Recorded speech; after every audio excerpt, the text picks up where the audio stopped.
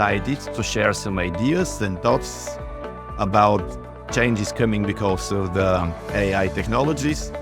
So it's a kind of a revolution, giving the unique opportunity to increase efficiency in manufacturing, in facilities, in safety of productions and so on. It takes time.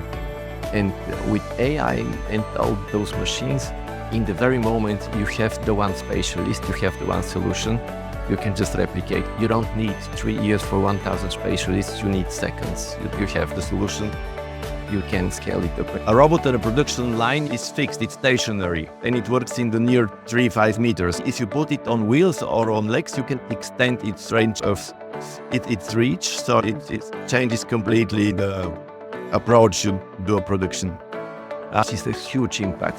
We do have today all the modules, all the components for really incredible devices. We just have to make integrated systems, and I'm sure that the mobile robots are coming.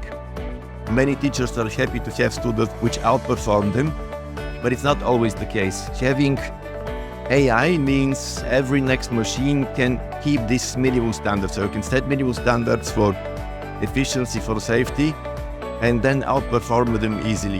In the very moment this is implemented, you have the resources of all those people who would have done this job free. You can use them for something else. It's been inspiring for us to see all the innovative directions in which the region is really rapidly growing.